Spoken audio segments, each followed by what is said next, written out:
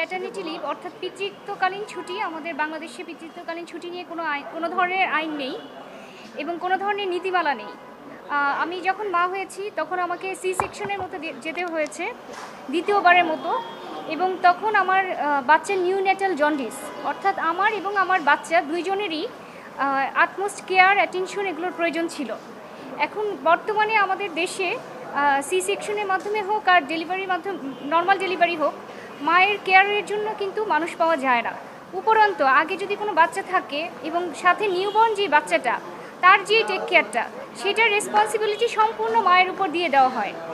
এই যেটা একজন নিজেই পোস্ট অপারেটেড পেশেন্ট সার্জারির মাধ্যমে যাওয়ার পরে তার পক্ষে আরও একটা ছোট বাচ্চার প্রপার টেক কেয়ার করা, এটা একেবারে অসম্ভব হয়ে পড়ে। এই জন্য এই ক্ষেত্রে আমাদের দেশে যেহেতু কোনো ধরনের পিতৃত্বকালীন আইন নেই, সেই বিষয়টা নিয়ে আমি অত্যন্ত সাফার করেছি এবং সেই সময় আফটার ডেলিভারি মা এবং শিশু অত্যন্ত ভালনারেবল কন্ডিশনে থাকে এবং ন্যূনতম অবহেলা সেখানে এটা একটা অবর্ণনীয় কষ্টের পরিস্থিতিতে ফেলে দেয়। এখানে আমাদের যেখানে দেখি যে সরকারি এবং বেসরকারি প্রতিষ্ঠানগুলোতে পিতৃত্বকালীন ছুটি না থাকার কারণে মা ও শিশু তাদের স্বাস্থ্যের যখন অত্যন্ত ঝুঁকিপূর্ণ থাকে তারা অত্যন্ত সাফার করে। তাই পিতৃত্বকালীন ছুটি আমাদের দেশে হওয়াটা অত্যন্ত আবশ্যক মনে করেই এবং নিজে সাফার করেই আমি এই রিট পিটিশনটি ফাইল করি। এই রিট পিটিশনের 1 নম্বর পিটিশনার আমার ছেলে নুবাইদ বিন সাদি, তার বয়স এখন 6 মাস এবং আমি নিজে এই রিটটি শুনানি করি। এখানে বিবাদী হিসেবে দেওয়া হয়েছে 11 জনকে বিবাদী করা হয়েছে। ক্যাবিনেট সেক্রেটারি, জনপ্রশাসন মন্ত্রণালয়ের সচিব, আইন মন্ত্রণালয়ের সচিব সহ মোট 11 জনকে বিবাদী করা হয়েছে।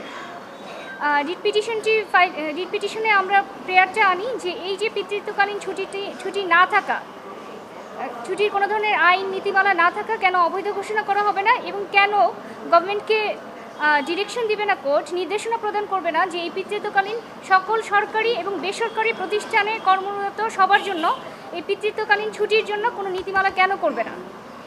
এই মর্মে আমরা রুল চেয়ে এই পিটিশনটি ফাইল করি।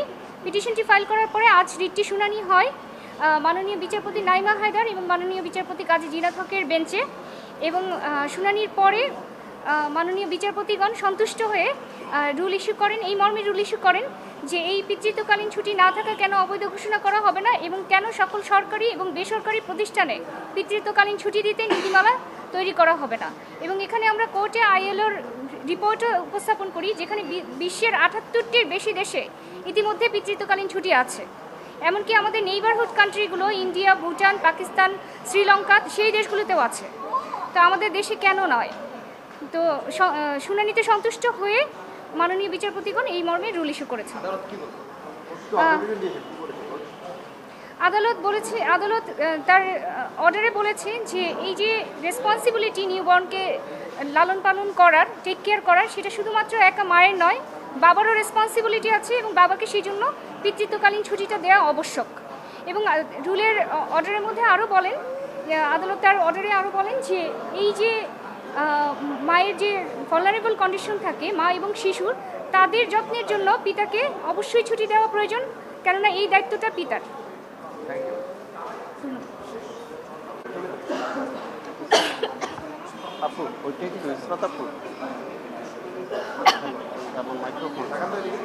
মাইক্রোফোনটা দিব।